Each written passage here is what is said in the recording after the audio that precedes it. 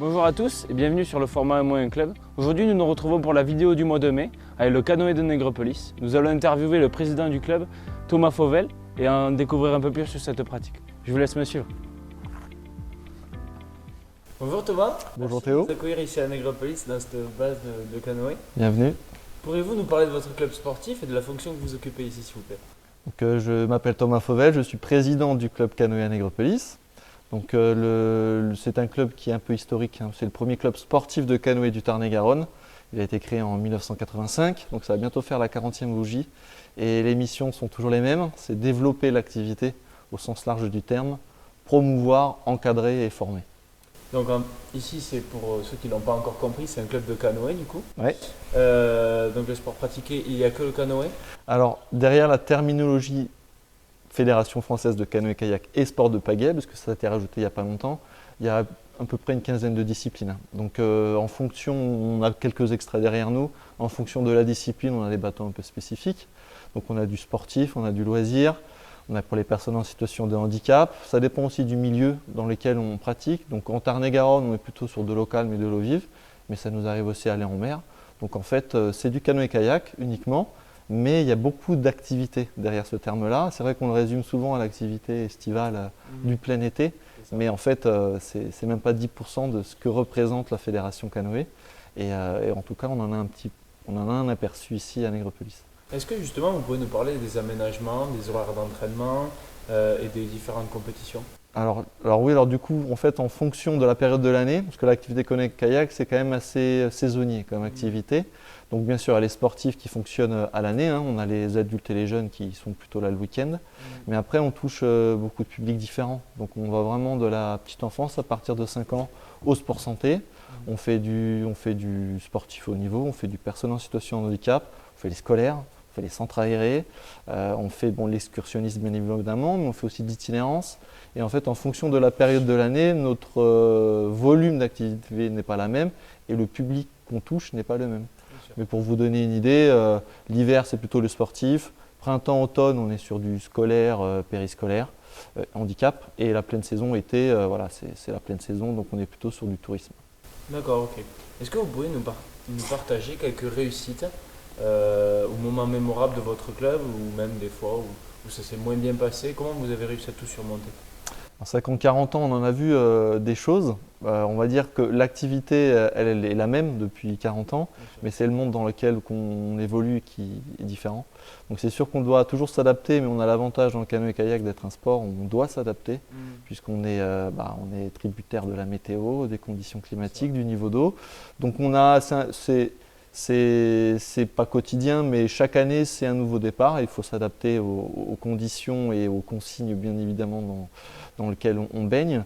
Mais après, ça ne nous empêche pas de faire de beaux projets. C'est ce qui nous motive bien sûr, nous bénévoles, à continuer à mettre les personnes à l'eau.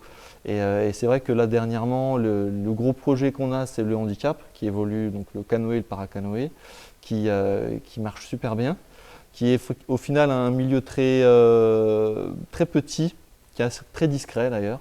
Mais une fois qu'on met les pieds dedans, on se rend compte qu'il y a beaucoup de personnes qui sont concernées, que l'activité sportive et encore plus les activités nautiques de pleine nature, c'est très rare, c'est très difficile d'accès.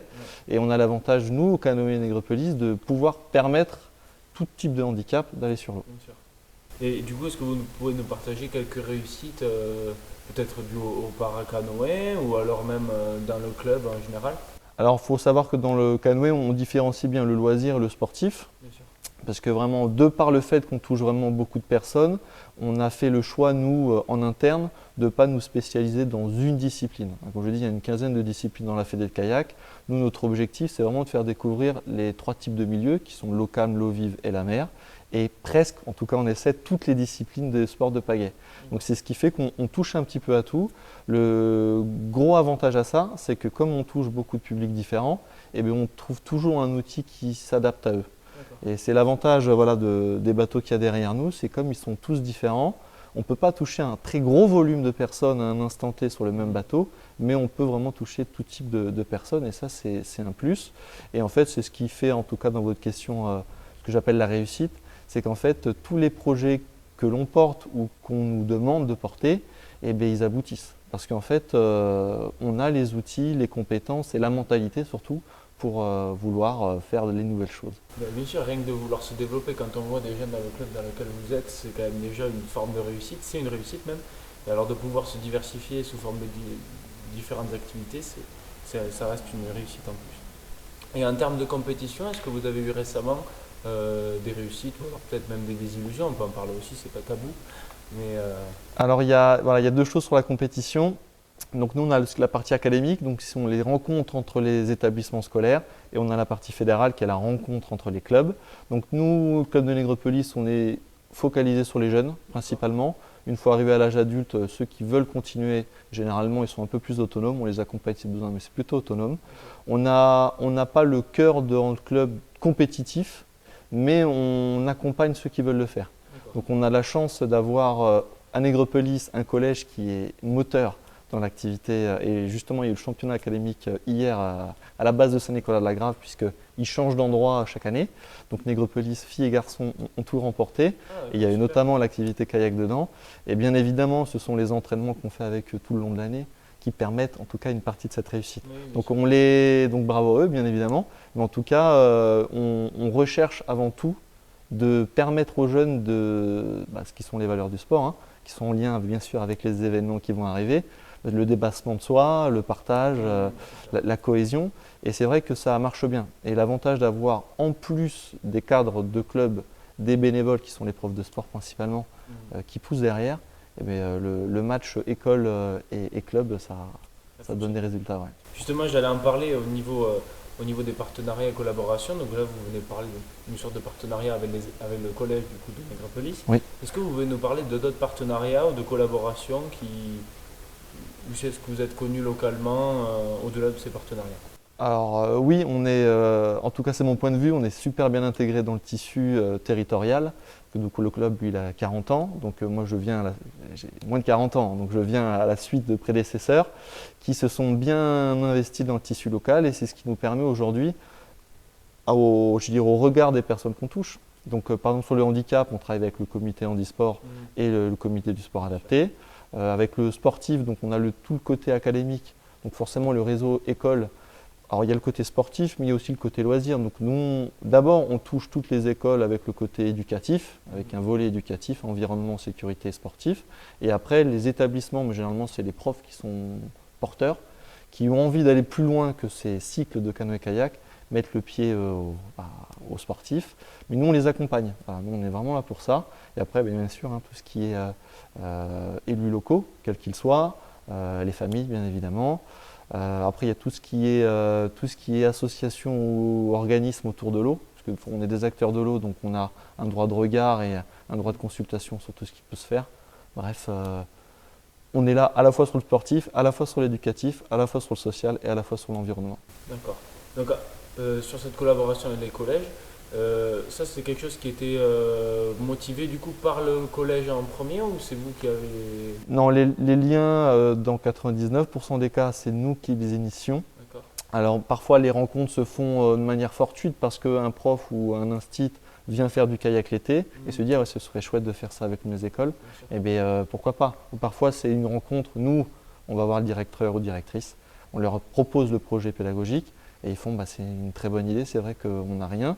Et l'idée, en tout cas, l'objectif que l'on a, nous, parce qu'il y a quand même beaucoup d'écoles, c'est sur la prochaine Olympiade, c'est de faire en sorte que toutes les écoles proches de la rivière Aveyron, donc il y en a une vingtaine, qui peuvent venir à pied ou en vélo faire l'activité, soient priorisées dans l'activité. D'accord. Et c'est une collaboration qui dure depuis longtemps?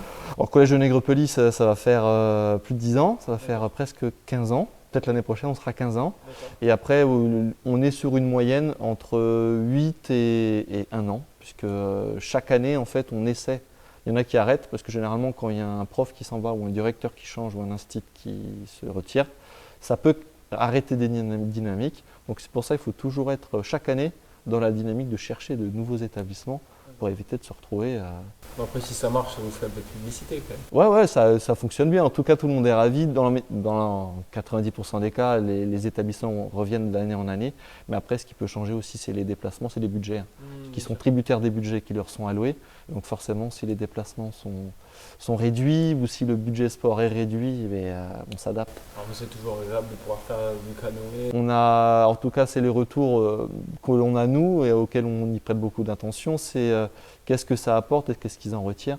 Et l'avantage du canoë-kayak, c'est que, surtout dans le milieu scolaire, c'est que ça met tout le monde au même niveau. C'est-à-dire que les enfants qui sont sportivement plutôt à l'aise sur terre et qui sont en avant, en fait, sur l'eau, parfois, ne le sont plus.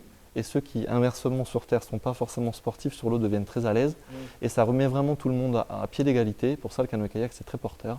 Et en tout cas, aujourd'hui, c'est facilitant. Faire le lien, ça peut être difficile, parce que quand on parle de canoë-kayak, ça peut être source d'appréhension, parce que ça reste de l'eau, milieu nature. Donc les enfants, c'est une chose, mais les instituts, ils ne sont pas à l'aise aussi, les directeurs, ils sont responsables. Donc, mais une fois que le lien il est fait, ça coule de source. Vous arrivez à faire cette approche avec quelqu'un qui est un peu réticent à l'idée de monter et de se lancer au final On y arrive, alors pas à 100%, oui. Mais on y arrive. Toujours cette peur un peu. Parce que il faut s'adapter bien sûr au météo. Quand il pleut, il ne fait pas très chaud, on a les combis, on a tout ce qu'il faut. Mais des fois, quand on n'est pas habitué, ça peut être très dur. Mais généralement, tous ceux qui ont mordu, ils restent mordus. Est-ce que vous pourriez nous parler, est-ce que vous pourriez nous donner un aperçu des événements spéciaux ou des projets qui arrivent, qui vont arriver là, à court, moyen, long terme? Oui, sur cette année, là prochainement, dans le mois qui arrive, donc là on est sur le mois de la nature. Donc du coup, semaine prochaine, avec le conseil municipal jeune de Nègrepelisse, on va faire une partie de nettoyage de rivière en canoë. Le 8 juin, on va faire la première édition de la fête de la rivière de Nègrepelisse. Donc c'est une course champêtre. Donc l'idée c'est d'allier le sport, se rassembler et le plaisir. Donc on va faire une course à pied, une course de kayak et une course de brouette. Et on termine par une petite soirée champêtre et concert, pour faire simple. Et après, fin de septembre, en tout cas durant l'automne, on fait la journée régionale handi-canoë, où là on recontacte tous les établissements. Donc il y a l'Aveyron, il y a la Haute-Garonne, il y a le Tarn-et-Garonne, qui se rassemblent à Saint-Nicolas-de-la-Grave pour se rencontrer autour du canoë, ceux dans lesquels on est installé. Et vraiment là, on rassemble tout type de handicap, mental, physique. Et c'est vraiment une superbe journée humaine qui rassemble. Donc on a aussi du côté sportif, il y a ceux qui sont là pour pagayer contre le chrono, mais dans la majorité des cas, on est là pour le plaisir et le loisir. D'accord. Et c'est la première édition là ou... Ça sera la deuxième. Ça sera la deuxième. Et l'année dernière, c'était où? À Saint-Nicolas aussi. L'avantage de Saint-Nicolas, c'est que vu qu'il y a la restauration qui peut accueillir beaucoup de monde, on a un grand plan d'eau, donc même si les niveaux d'eau sont un peu hauts, c'est joli, c'est très joli. Puis il y a d'autres occupations, c'est-à-dire que ceux qui sont sur l'eau, quand ils reviennent sur terre, ils peuvent faire d'autres activités avec le comité handisport. Bref, il y a la place, il y a les professionnels, il y a l'accueil qui est top, le site qui est magnifique. Rien de mieux que pour prendre du plaisir. Juste du soleil. Oui. Quand vous avez du soleil, ouais. Vous ne serez pas embêté. Cette année, nous voulions mettre l'accent sur l'implication des bénévoles. Pour nous, c'est un facteur essentiel à la réussite d'un club. Est-ce que vous pourriez nous parler de votre implication au sein de cette association et de ce qui vous a motivé à devenir bénévole? Je rebondis sur ce que tu dis, effectivement, que c'est le rouage essentiel des associations. Alors, ainsi, le bénévolat, il évolue. Entre celui que j'ai connu il y a 20 ans et aujourd'hui, ce n'est pas le même. Ça reste le cœur de nos missions. Moi, ce qui m'a fait le choix, c'est la passion. Forcément, je suis tombé dedans quand j'étais petit dans le kayak. Et donc, dans un premier temps, c'était pour moi que je pratiquais, bien évidemment. Donc jusqu'à à peu près 20 ans où j'ai commencé mes premiers diplômes d'encadrement. Et là, j'ai commencé à basculer sur où je prenais plus de plaisir à amener les personnes sur l'eau que pratiquer pour moi-même. Et aujourd'hui, moi, mon cheval de bataille, c'est d'amener le maximum de personnes sur l'eau. Alors pas en volume, mais en termes de profil. Alors vraiment, on va vraiment de la petite enfance, des enfants de 5 ans, au sport santé. Donc là, on a des projets pour amener des personnes âgées, donc des EHPAD sur l'eau. On a vraiment le sportif, le scolaire, le handi. Enfin, on a vraiment beaucoup de monde.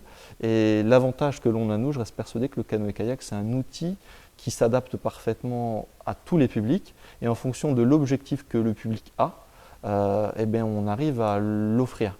Et c'est vrai qu'en termes d'activité de pleine nature, c'est suffisamment rare pour le soulever.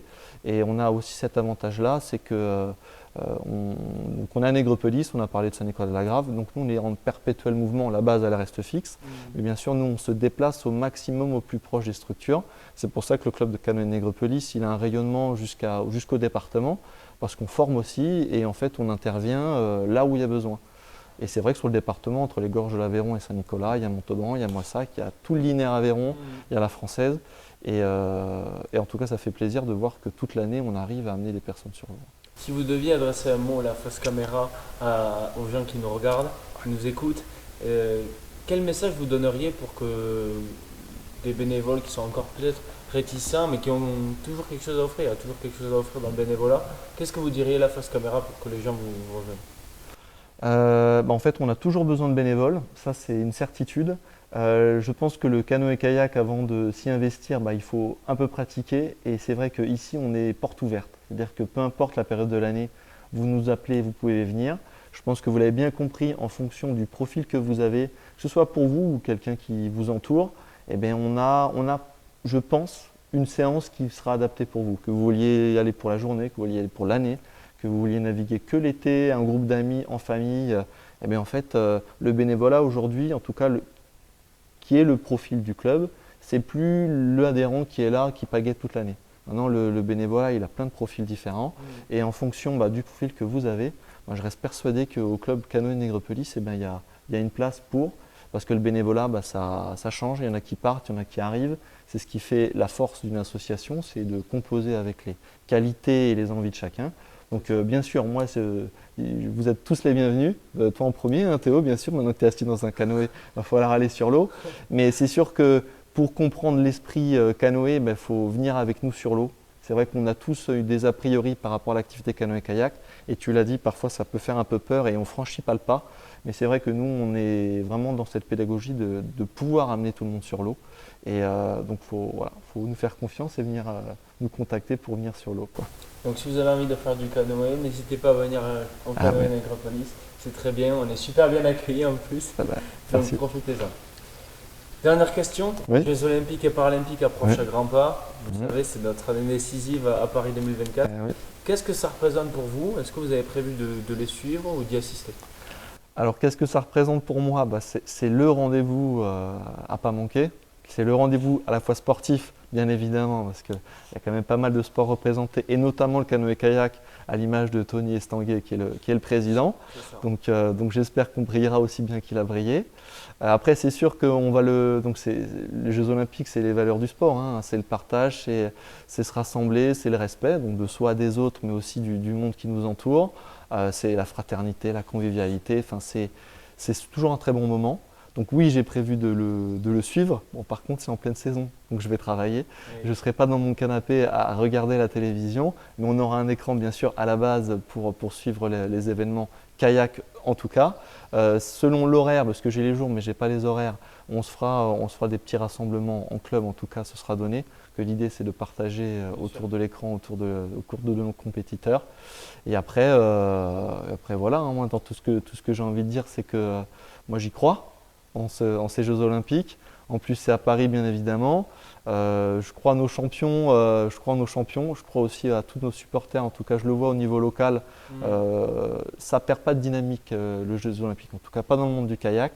On est vraiment derrière eux. Et comme on le dit dans le monde du kayak, tous ensemble, transformons-le en or. Voilà. Mais en tout cas, c'est ce qu'on voit de plus en plus. Là, on a 2 mois du coup d'envoi des Jeux. C'est vrai qu'on ressent cet engouement. On ressent que c'est chez nous et qu'on va essayer d'aller chercher un maximum de médailles. En tout cas, c'est tout ce qu'on leur souhaite.